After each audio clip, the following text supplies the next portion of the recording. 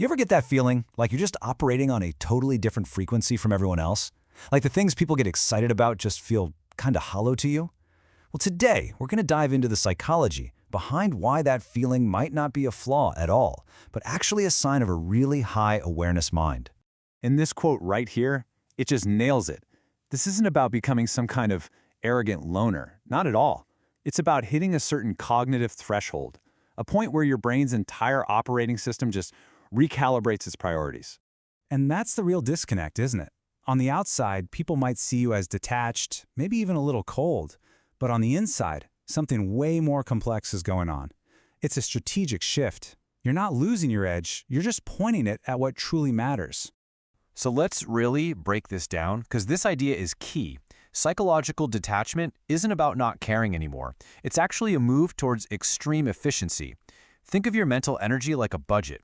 Your brain just gets smart enough to realize it's been overspending on things like pointless social rituals, and it starts reallocating those funds to projects with real meaning.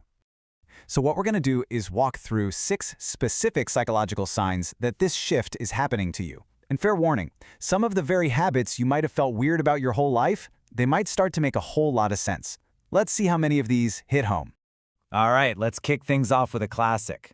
You're overthinking it. Just turn your brain off for a while. Sound familiar? It's almost always treated like a bug, right? A little glitch in your programming that you're supposed to fix. But here's the reality. It's not a bug, it's a feature. In psychology, it's called cognitive complexity. Your mind is basically a high-powered simulation machine.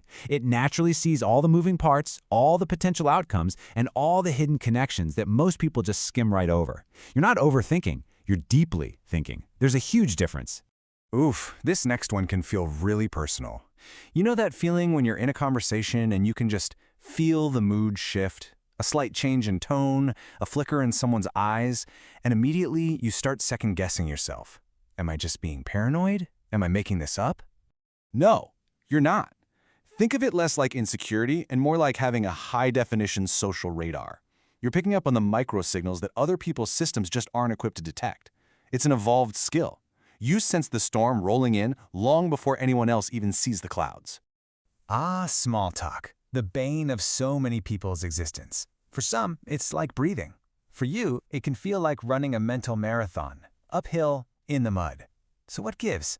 Why does a simple chat about the weather feel like such hard work? Well, it all comes down to cognitive cost. For a mind that's wired for surface-level interaction, small talk is cheap fuel. It doesn't cost much. But for a mind like yours, which is constantly scanning for depth, for meaning, for authenticity, faking it on the surface is incredibly expensive. It burns through your energy reserves like crazy. So you're not bad at it. It's just that your brain knows it's a terrible investment of your limited bandwidth. That feeling of being totally wiped out after a party, that's not a social failure.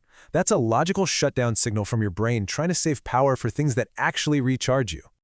Okay, let's talk about your environment. Maybe your desk is a mess of papers. Maybe you have 50 browser tabs open right now. To the outside world, it can look like total chaos, a complete lack of discipline. But what if it's not chaos? What if it's actually an advanced form of triage? It's called selective organization. You're not disorganized. You're just instinctively ruthless about what's not worth your mental energy. You let the physical world get a little messy so you can pour all of your focus into building these beautiful, perfectly ordered systems in your mind. Now, number 5 is a big one. It's about trust. Have you noticed that over time, you've stopped taking things at face value? You're a bit more skeptical of authority, of big institutions, and you find yourself relying more and more on your own gut feelings and research. And look, this isn't coming from a place of negativity. It comes from data, from experience. You've probably seen systems not work the way they were promised. You've learned that relying on yourself is usually the safest bet. And because of that, your own well-tested judgment has become your gold standard. And yep, there's a name for that too. Institutional skepticism. This isn't about being a rebel just for the sake of it. It's the logical conclusion of a mind that observes, gathers evidence, and realizes that its own internal compass is the most reliable navigation tool it has. It's a sign of maturity.